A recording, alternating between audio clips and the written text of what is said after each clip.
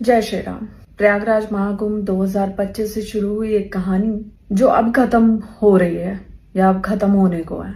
इस एक साल में मैंने बहुत सारे विरोध का सामना किया है। प्रयागराज से शुरू हुआ था वो विरोध, लगा कि अब ठीक होगा, महाकुंभ के बाद ठीक होगा। लेकिन मैंने जो कुछ भी करने की कोशिश की धर्म के रास्ते पे चलते हुए, मैं क्या कर रही थी? मैं कोई गलत काम नहीं कर रही थी, मैं चोरी चकारी नहीं कर रही थी, मैं लूटपाट नहीं कर रही थी, मैं बलात्कार नहीं कर रही थी। लेकिन मैं जो भी धर्म के रास्ते पे आगे बढ़ने के लिए कर रही थी उसे बार बार रोका गया, मेरा मनोबल बार बार तोड़ा गया। जिनको लगता है कि महाकुंभ से अभी तक मैंने धर्म को धंधा बना के करोड़ों रुपए छाप लिए, मैं आज बहुत उधारी में हूँ। और धर्म में आने से पहले जब मैं एंकरिंग कर रही थी, मैं एक प्राउडी एंकर थी। मैं अपने प्रोफेशन को बहुत गर्व से बोलती हूँ कि मैं जो कर रही थी बहुत अच्छा कर रही थी और मैं उसमें रह के बहुत खुश भी थी। देश से ज्यादा विदेशों में काम करके अच्छा खासा पैसा कमा रही थी। लेकिन यहाँ आने के बाद सिर्फ उधारी के अलावा कुछ नहीं बचा मेरे साथ। और सबसे बड़ी बात कि किसी का साथ भी नहीं है।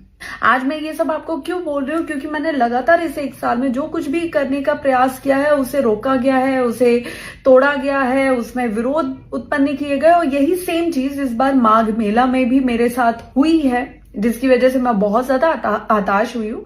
जबकि मैंने ऐसा कुछ भी नहीं किया जिसकी वजह से मेरा विरोध किया जाए। लेकिन विरोध करना शायद हमारे देश में यही एक चीज बहुत आसान है। और एक लड़की के साथ अगर आप उसका मनोबल नहीं तोड़ पा रहे हो, कुछ नहीं कर पा रहे हो, तो उसके चरित्र का हनन करो, फिर तो वो टूटेगी ही टूटेगी। तो भाई आप अपना धर्म अपने पास रखें। मैं कोई माँ सीता नहीं हूं जो मैं अग्नि परीक्षा दूंगी। एक साल से जितनी परीक्षाएं देनी थी, जितना जो करना था मैंने कर लिया। अब बस बहुत हुआ।